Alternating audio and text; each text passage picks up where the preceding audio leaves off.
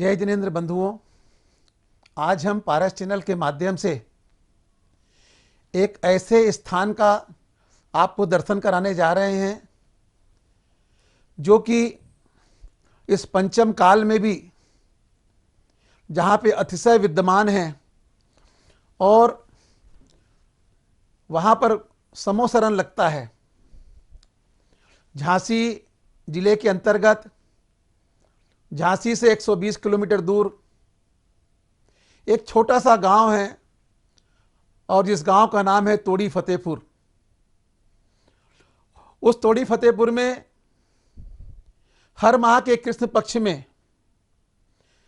12, 13, 14 अमावस्या के दिन मेला लगता है। सैकड़ों की संख्या में वहां भक्त आते हैं और अपनी मन की मुरादें पाके जाते हैं। आज भी जब पार्श्वनाथ भगवान की अस्सयकारी प्रतिमा का मंदिर जो कि तोड़ी फतेहपुर में विराजमान है और जहां पर जब दरबार लगता है उस दरबार में हम प्रश्न करते हैं और हमें उन प्रश्नों का उत्तर मिलता है। और तोड़ी वाले बाबा का तो यह चमत्कार है कि रोते रोते आते हैं और हंसते हंसते जाते हैं। आपने अपने जीवन में अगर तोड़ी फतेहपुर के दर्शन नहीं किए हैं तो जरूर एक बार जाना और पार्श्वनाथ भगवान के दरबार में जाकर के श्रीफल अर्पण करके अपने मन की मुरादों को पाना।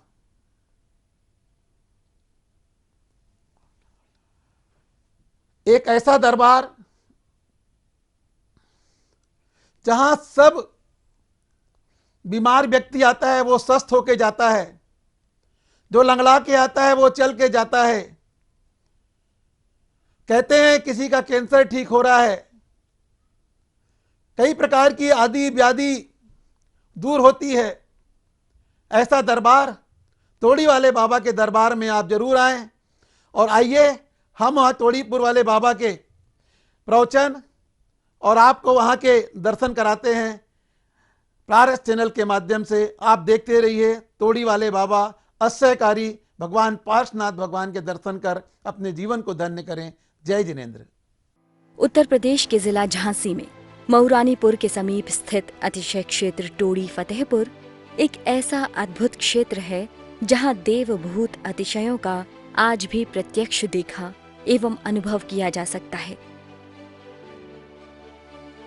तथा जहां मात्र वीतरागी जिनेंद्र भगवान के अलावा अन्य किसी भी प्रकार के मिथ्यात्व पोषक देवी देवताओं की पूजा भक्ति आदि न होती है और न ही प्रत्यक्ष अथवा परोक्ष रूप से ऐसी प्रेरणा दी जाती है, बल्कि दृढ़ता पूर्वक गृहीत मिथ्यात्व पोषक क्रियाओं रागी देवी देवताओं आदि की मान्यता को छुड़ाकर वीतरागी देव शास्त्र गुरु का सदाचारी श्रावक बनने का रास्ता बताया जाता है।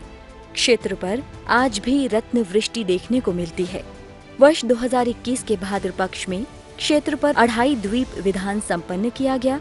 नियम त्याग पवित्रता एवं श्रावकों द्वारा लगातार एक अन्न का भोजन किया गया, जिसके फलस्वरूप हवन की पूर्णाहुति के कुंड से लगातार घी का निकलना प्रत्यक्ष चमत्कार को दर्शाता है। जब पवित्रता की प्रभावना आएगी तभी तुम्हारा लाड़ू चढ़ाना सफल हो जाएगा, नहीं तो लाड़ू चढ़ाना सफल नहीं। बंधु ये लूक सी चली आ रही है, इसी चढ़ाते चले जा रहे हो। इसलिए आज सबसे पहले चाहे मनुष्य हो, चाहे बच्चा हो, चाहे बच्ची हो, आज सबसे पहले मान का त्याग करना चाहिए। मान में कोई पैसा नहीं लगता है, मान में कोई छोड़ा नहीं जाता है। ये मान तुमको नीचे गिरा देता है, मान तुमको बर्बाद कर देता है, ये मान तुम्हारी मित्रता को खो देता है, ये मान तुम्हारे गृहस्थ जीवन को बर्बाद कर देता है, ये मान संग का साथ मिटा देता है, हिलन मिलन मिटा देता है, मित्रता को दूर कर देता है। बंधु हो, ये मान कितना बड़ा होता है, कितना इस मान के साथ अहंकार भी होता है, इसके साथ साथ स्वाभिमान भी होता है। ये 3 गुण का धारी होता है। समझो,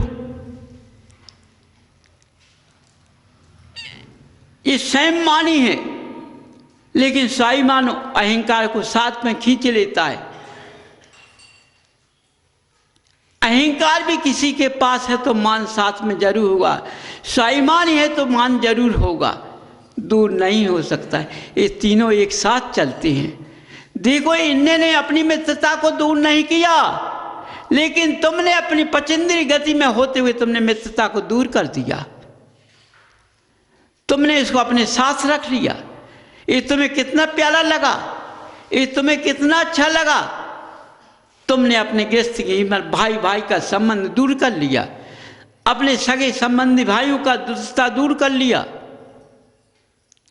समझो, तुम कहाँ ज्ञानी हो, तुम कहाँ से ज्ञानी हुए।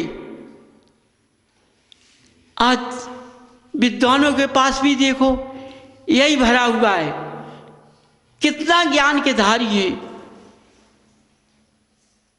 लेकिन मान के कारण एक दूसरे के साथ बैठ नहीं पाते। मैं कैसे ज्ञानी कहूं उसको, तुम कैसे पचेंद्रीय कहूं तुमको, कैसे मनुष्यगति में तुम्हें मानूं मैं।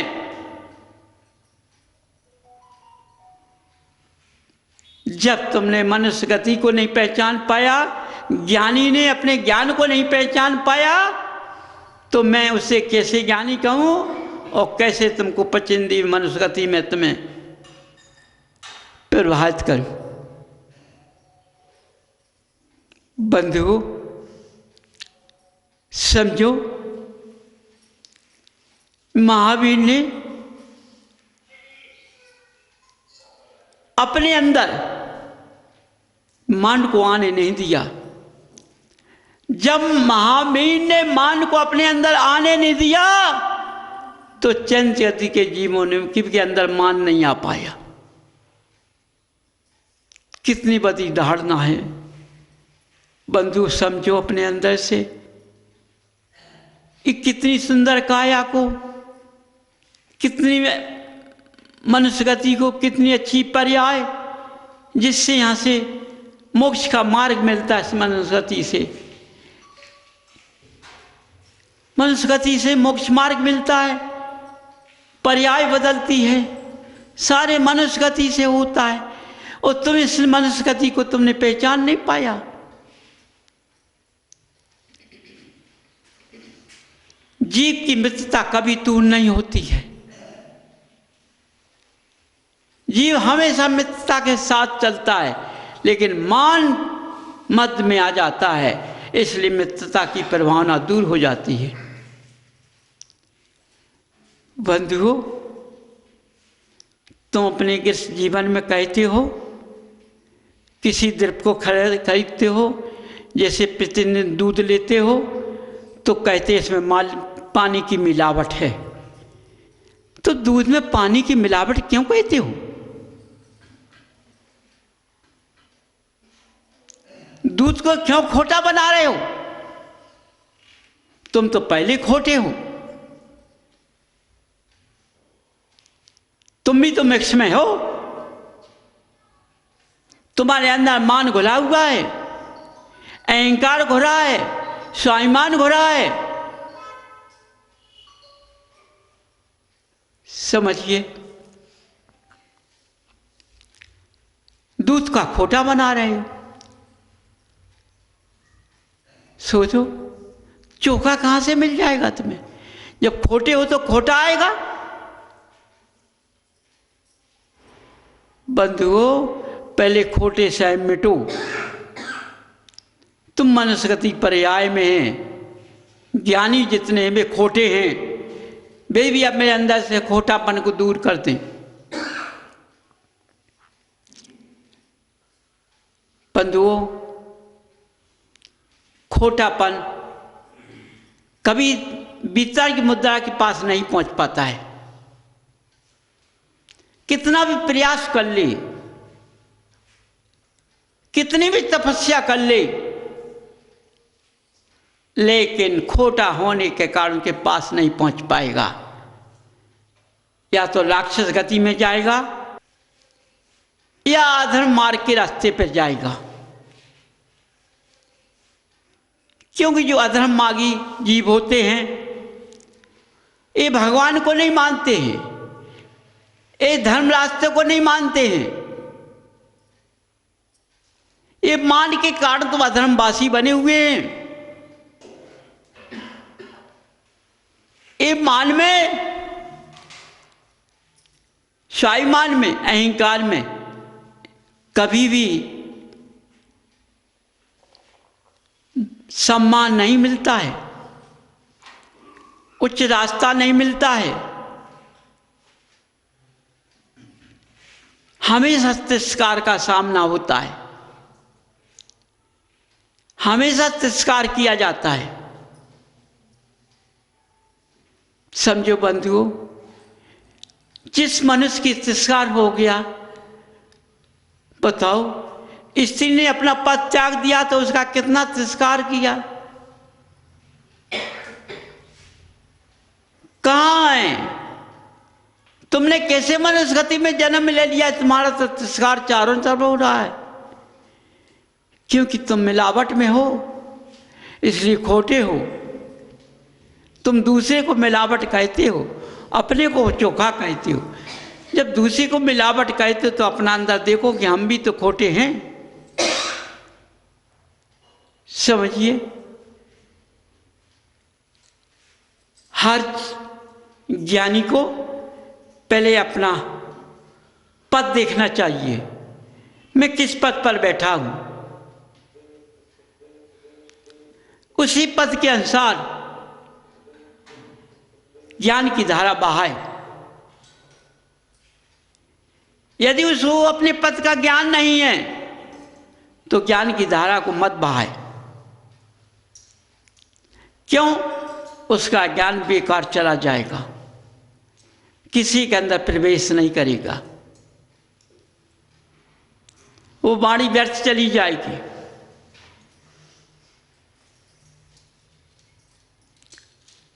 इसलिए बंधुओं, अपने को झांक कर देखो।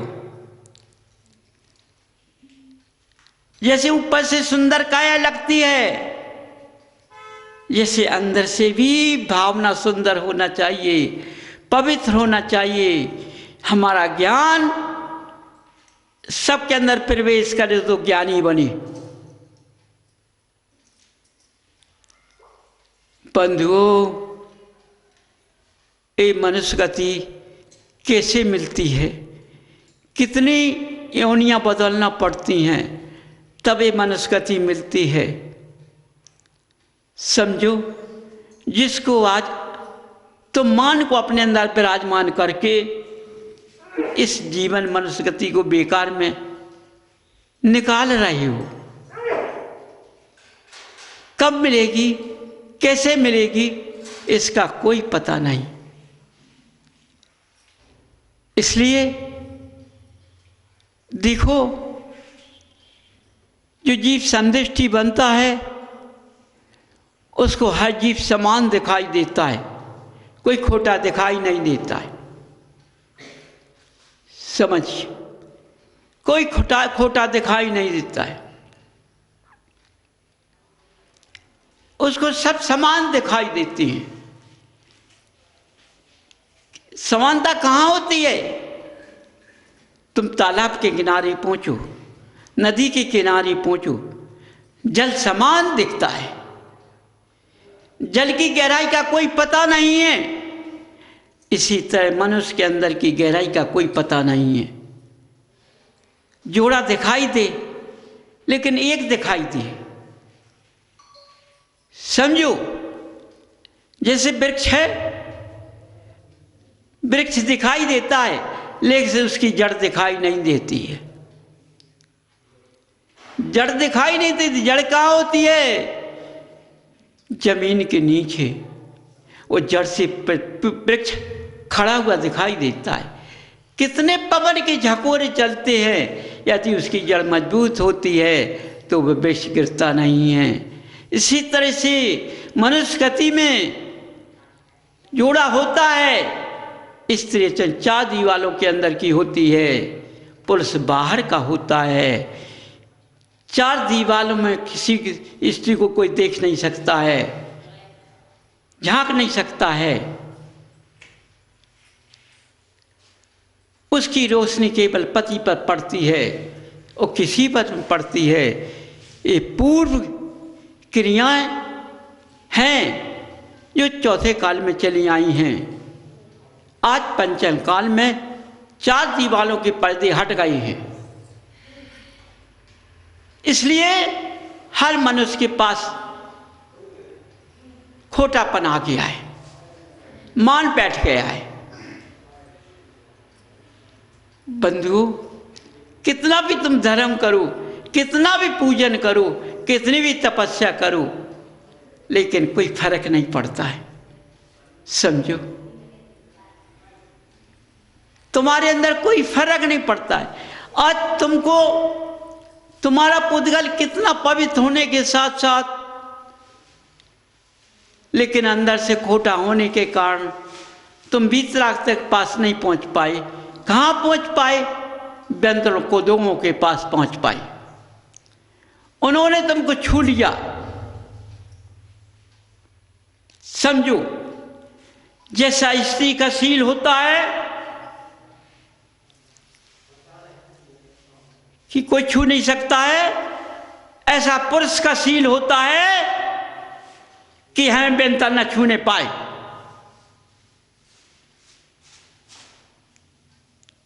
यदि व्यंतर छू गया तो पुरुष का शील चला गया, स्त्री का शील चला गया।